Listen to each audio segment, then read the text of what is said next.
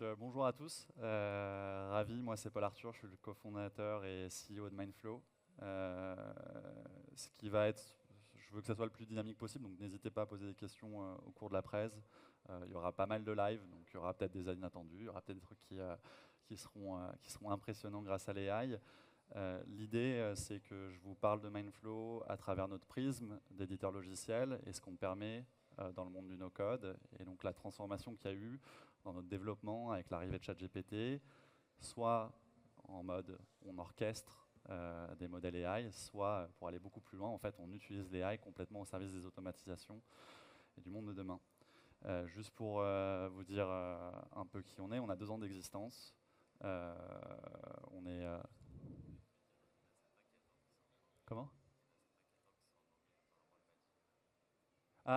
Sorry, I switched in English.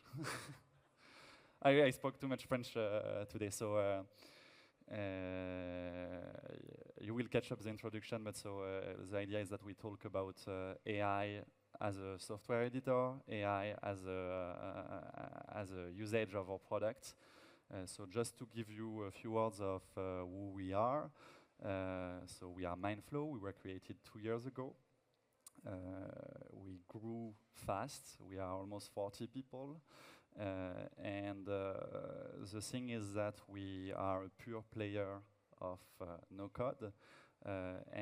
You may know us because we directly wanted to target like big enterprise, and we did target cybersecurity people also with no-code. So we directly put no-code. You heard a lot about no-code for the business user, but for the technical user. Yet, making it easy to use.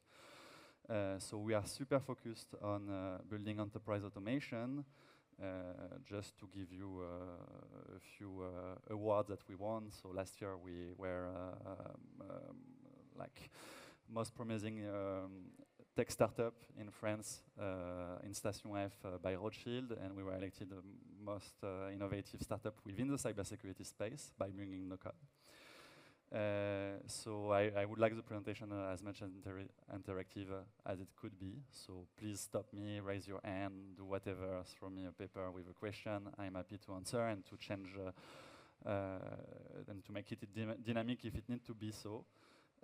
So what is happening in enterprise as of today? I will give a brief introduction about automation, and then we will go to hyper-automation. Stepping down and then talking about AI.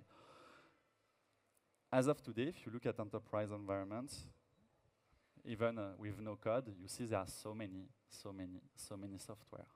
This is just a picture of the software that you may have in a cybersecurity environment. This is the same within IT, this is the same within cloud teams, this is the same within operation team, within growth team. You have a bundle of SaaS, of software, of microservices that are not connected together, that give and deliver a unique value, each of them. So it's super complex, it's growing since COVID. In average, in enterprise, as of today, you have 500 SaaS. Within cybersecurity, you have like 80 for a mature team. It's just huge. What is happening is that the way to make them communicate when you have silo of people is that you have a buffer, and often this buffer is a ticketing system that push information towards one person to the other and so on.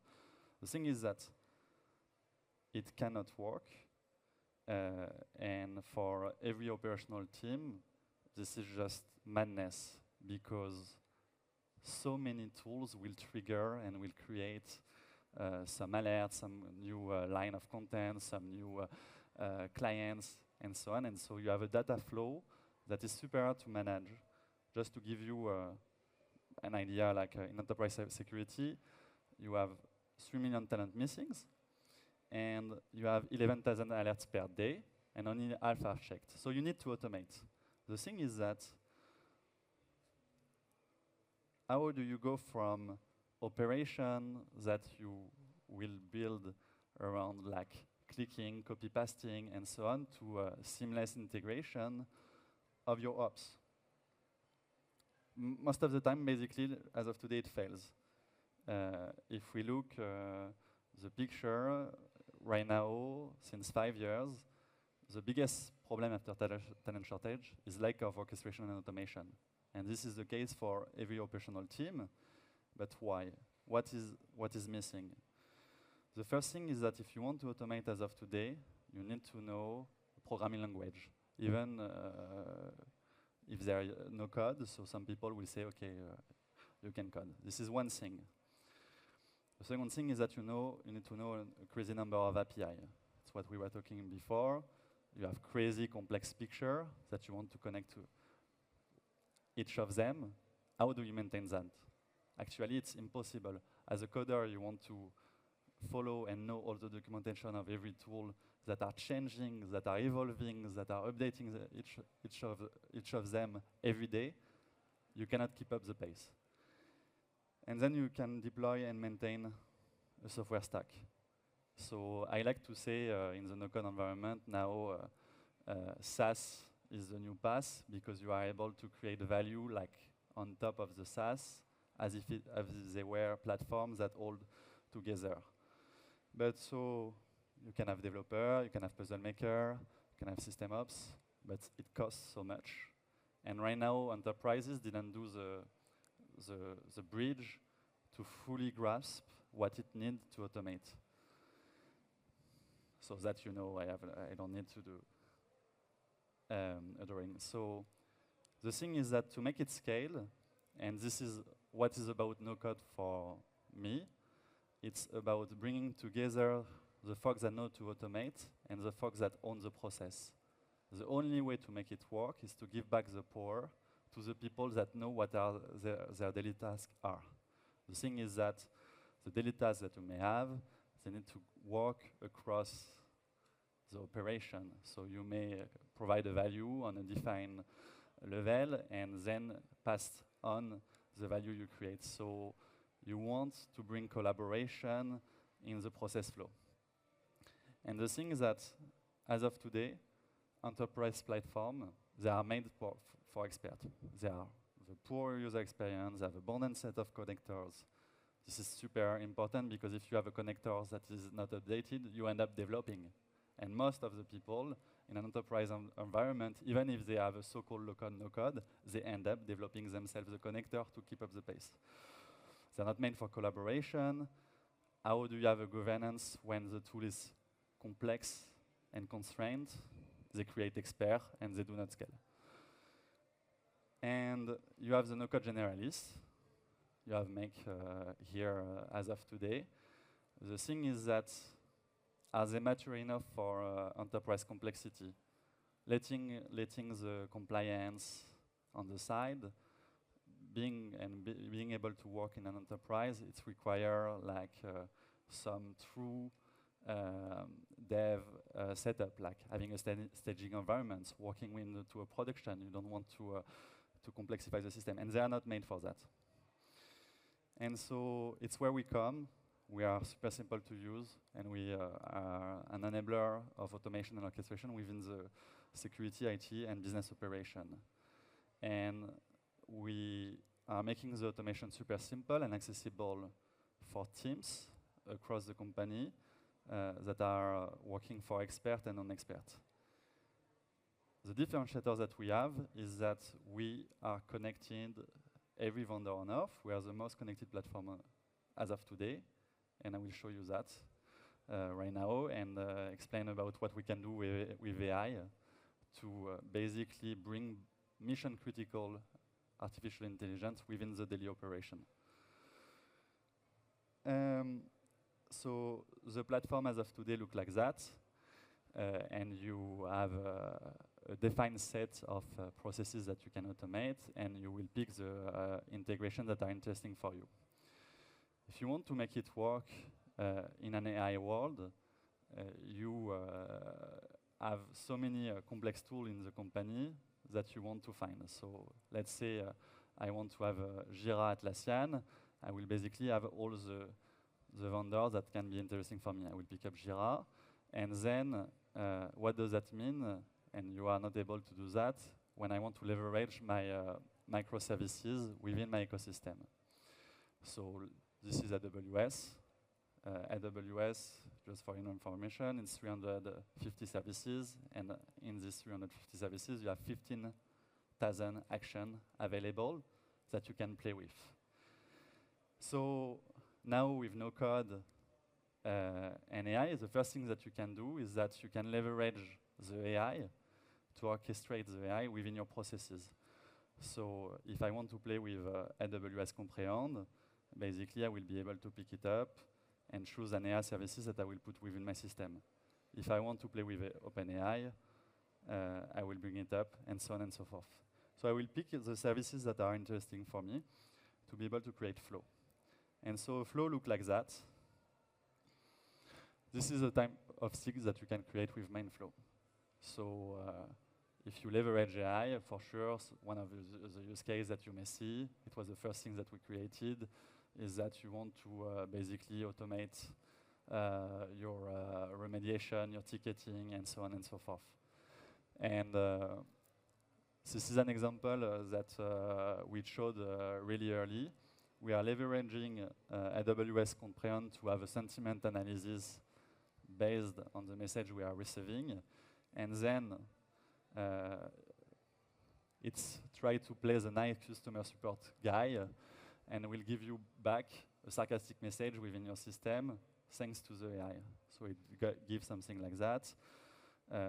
You receive this email, I'm not happy, and you have a sarcastic answer with a condition. So how it's built, basically we are able to have what is NoCode with AI. It's super simple. So this is AWS Comprehend. I just have to push the texts that are interesting to me within the AI, and with a webhook, talk with the AI, so right now it's an email hook, and play, for instance, with the OpenAI API. So what you see is that often, with Make, with N8N, with Zapier, you will not have the full capacity of the tool you leverage. And with Mindflow, we give like the full paradigm, the full capacity of the tool that you may have and can use to create like complex workflow. So when starting with AI, we did a few use cases that were interesting and that were on the trend. So we said, okay, so let's make a Slack bot that leverage OpenAI and make it GDPR compliant. So we leverage AI to create a flow and communicate with the AI. So right now it will detect personal identifier and answer you on the base, putting the AWS Comprehend in front of the AI to orchestrate and to create complex flow that basically are GDPR compliant. So this is the kind of stuff if you want to create a business, for instance, as of today, you could say, okay, I will create an awareness training program based on the behavior of the people in my company, and so I will use OpenAI to give a Slack message depending on the behavior of the person. So let's say, for instance, there is someone that takes lots of data in a CRM. It creates a trigger, it creates an alert, and you will create a flow to tell to the person the risks that they put to the company. So you can do a dynamic training awareness program. So it's the kind of stuff you can do. I think you all have idea of how you can use AI. And the thing is that we wanted to push it further. So to push it further, the idea was how we can leverage AI to automate automation. And so I will try to make you a live demo about how it looks like. So if you pick up some tool, I did prepare like Airtable and PyDrive. What you will have as of today in Mindflow is that you will have proposal of the flow that you can create within your environment. What we want is that we want to empower the end user to have the creativity to be aware of what he can or cannot automate by giving idea, templates that are custom made for his business need. Let's say right now I want to use Pipedrive to track all sales activities, and when a deal reaches a certain stage, send an automated email to the client with the next step. I will choose that. This is the AI that proposed that to me because I picked Pipedrive and Airtable. Let's say I will use some other tool. I will use, for instance, I'm not interested in Pipedrive anymore. I want to play with Salesforce, so I will take Salesforce. And maybe I have a payment system, and so Stripe, and maybe I use also Sage as a payment provider. And so I will design another flow and try to see how it looks like. So this is the flow that it created just before. So the AI was able to understand what I wanted to do and create a flow that makes sense directly for the user and give him the idea. So it looked like that. So this was the API of Pipedrive, and it tracked all the sales activity. And when a deal reaches a certain stage, it sends an email message. So there is not a condition. So it was not mission critical because it should have created a much more complex flow. So I will try with another one.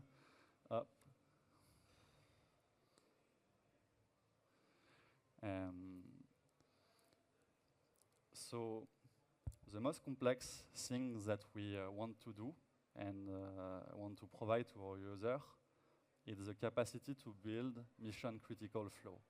It means how you work within process and to put AI in process that you are sure it will work every time. You are sure that it does not destroy your production environment, and you are sure that you are able to understand what is happening. You can be sure that pretty soon some company will let AI decide for themselves. But many companies, what we believe, will not let it. They will want control, they will want auditability, there will be law in place to understand why the decision was made by AI. And what we believe is that the workflow is the engine of what is coming ahead. It means that if you let the flow being dynamic, not static, so before, as you see, it was like a process, you had some condition, you had step, it was easy to be defined in your process. With AI, you can have surprise, you can have creativity, you can have a new way of doing, how you manage the auditability of what happened. And this is the whole complexity that we want to carry within Mindflow.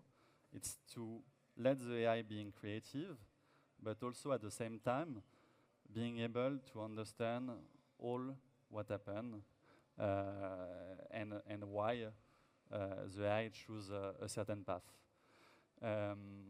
So that's how we integrated the AI. We have many ideas on the future. What we would like pretty soon is to be able to onboard our user, that the AI act as a consultant, telling them what are your pain, what are your technical stack, with whom you are working in your ecosystem. Can you give me the logs that you have? And that the AI will be able to define the sets of automation that make sense to give back the power of the tasks that are of high value to the end user. So we believe at Mindflow that there is no point of doing repetitive tasks. It should be over.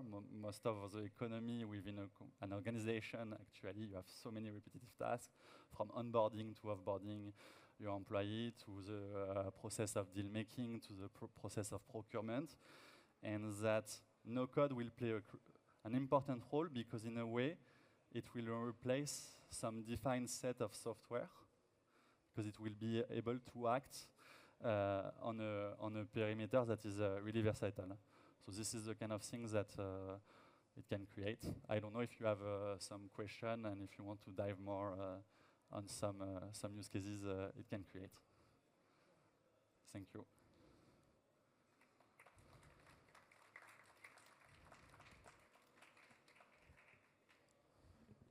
Yes.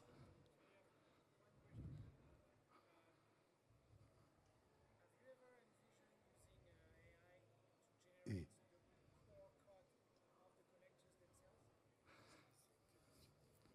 Yeah, I will repeat.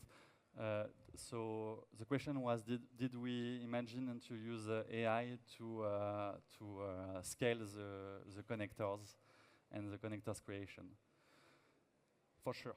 So the thing is that as of today, most of our research and development, it was how to automate and integrate as many tools as possible.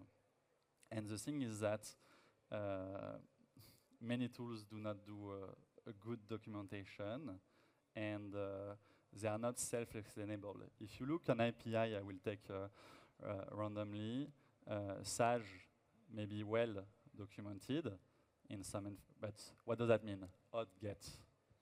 So this is the documentation of Sage AI. If you are a business and a user of Sage AI, you understand what it means. But if you are not a hardcore user of Sage, you have no idea of what does that mean.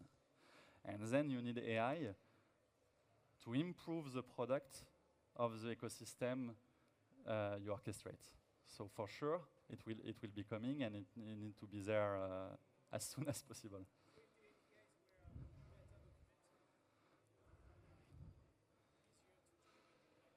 Yeah, but for sure, the API of every software vendor on Earth will be also with better documentation, because they will all use the AI for themselves to improve what they are doing and to make it clearer.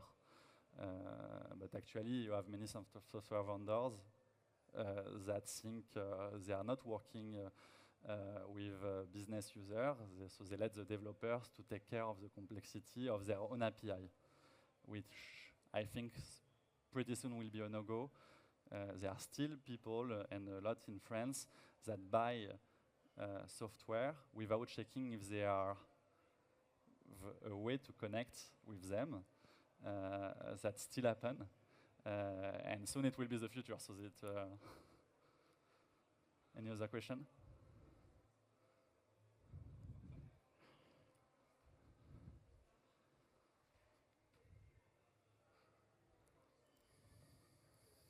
Yeah. Thank you for your presentation. So my question is about the LLM model. So like, as far as I understand, you use GPT model, right? And the question is, have you tried other models like Llama or any other open source model? And is it something that you consider for the evolution of your platform or not? Yes. So first of all, a big advantage of an orchestrator tool as of today is that it can orchestrate any kind of LLM model and make them directly available to the people. Then for ourselves, as of today, we tested everything. So you have all models have their specificities. If you use Claude, you have a high level of contextualization, so you can do stuff that you are not able to do with GPT-4. For us, for all our benchmarking, as of today, GPT-4 is the best to create complex logics within a system. It may change. So there are some people that fine-tuned Llama 2 and in a way, Llama 2 got almost better in GPT-4 with code interpretation, for instance. So we plan to, for sure, like many people, fine-tune in some extent some model, because on some particular case, we are sure that we can get better to GPT-4. The thing is that it goes so fast, so you never know what is coming, and what we did will be destroyed maybe by GPT 4.1 in 2 months in some extent. So it's really complex also to deal with it, but maybe to improve the documentation, we will be using Claude that is better to explain in a human sense, and then GPT-4 for the logics, and combine them all together.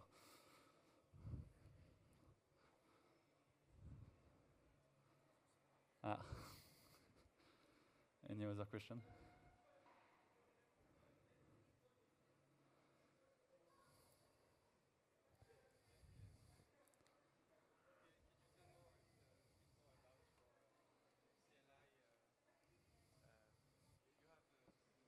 you have a code base generator. I saw it online. Can you explain us how it works and what is it about? I saw that we can train documents. Yeah, I just saw that we can train documents to make our own model with Mindflow through your API. Can you tell a bit more about this? What did you see? Maybe I'm wrong. Okay, sorry. No. But if you want to leverage an orchestrator, for instance, to be able to query a vector database that will leverage an API of long chain, you can. It means that basically, as of today, and many people did, they will put all their support tickets within a vector database, make it accessible to the end user. So you have GPT that comes on top of this vector database to give you proper answer based on your own documents. You have a great company also that are working in France about it, such as Dust AI. And Dust, what they want to do is they want to give to the end user the full knowledge of the company accessible within an AI. So you will be able to query basically who talked to my last deal made with Thales and have all the full information of what happened, all the interaction, go in the CRM and understand fully the context of the intelligence made within the company. Thank you.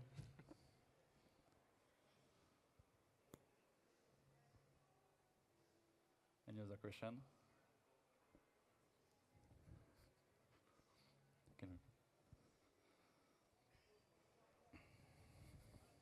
Just a small question. So, do you have any real client feedback concerning this ChatGPT-based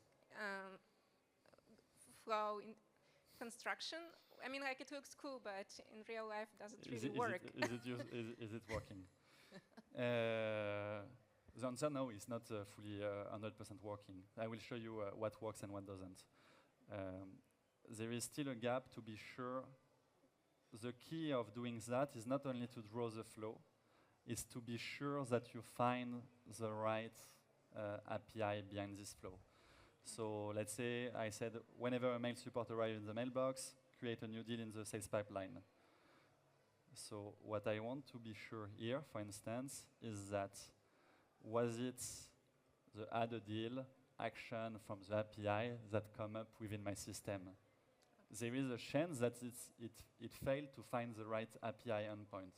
What is sure is that when a new email arrive, is thought that it was the get from Palo Alto API that check email. So in live, it didn't work. It works there, but it didn't work there. It will come to a point where it will work all the time. And you have different way as a user experience to make sure that you will have stability in your model when you do that. For instance, we could say, okay, so the AI give me not only this proposal, but a few proposals, and ask me to cross-check every endpoint to be sure that it's the right projection. As of today, we are working with big clients. We have Doctolib, we have Thales, we have Auchan, we have Colas, and starting some other international clients. So we are fully enterprise focused, and we are just launching the AI right now. So we will see. We see it at first as a way to get ideas, because all users, it's easy for them to create flows. So what is the value of that? It's like first adding ideas and preparing the future, which is creating dynamic flows, not only static, but dynamic. And so you want to be able to create the flow on the go and let the machine create them. And do you have any idea of the accuracy of the prediction, let's say, of API that is used, or? No, it's above 80%. But we are right now. There is a task. We are creating hundreds and hundreds of flows to measure and benchmark ourselves over time and our improvement on it. Okay, thank you. Answer the question because you said that on your website that your certificate. Oh, sorry. Yes. So I saw in your website that you've got the certification 27,000. So Yeah. what does it concern then? So ISO 27001 and Yes. SOC 2 Type 2. The beauty of it right now is that to generate automation, you don't need the end customer data. As of today, what I did is that I leverage an AI model without having any input of the customer. So you do not have you have a clear separation of the customer data and the AI. What is happening is that if you are working with a cloud environment as of today, most of the AI are becoming microservices of the cloud you use. So you will have cloud accessible in your GCP environment, Llama accessible, or even Mistral now in AWS. And so if you start to use the AI as a microservice and you trust the cloud, public cloud, you remain in a closed environment if you believe that you have a clear separation, so you can still stay ISO 27001. And what does that mean? And so the other NoCode player were not able to be ISO because it's a complex framework that we use within the company. And what we do when we put Mindflow to our clients, we create a silo tenant. So there is no porosity of the data of the tools they will use. So we create it's on AWS, one account per client where they have all the data without porosity with any other customer. And which branch of Auchan do you Auchan Retail. work with? Sorry? Auchan Retail.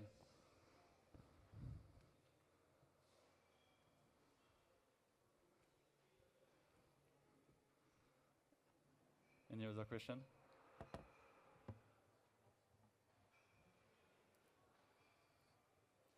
Yes? No? So thank you. If you want to have some discussion with the Mindflow team, we have a booth in the middle at the end of the room. If you want to have questions with me, I'm more than happy to answer them. We are still growing, so we are looking for talent. We did build actually a data science team within Mindflow that is doing like some lots of research and development topics. I hope that you will like what if we have some talks over time, how we will keep going to innovate. What I can say is that we are really proud that we are already having some flows in complex mission-critical environments and are extensively used. And we believe that AI cannot be in a way that it needs to be the software editor that push for the value. It's really tough to measure with interview and so on the value of what you are directly creating. What you know is that you are in a 10x way of thinking again, software development, value creation, and so on and so forth. So there will be some stuff that works, there will be some stuff that does not work, but the way to make it work is to test it the fastest possible with our end user. Thank you.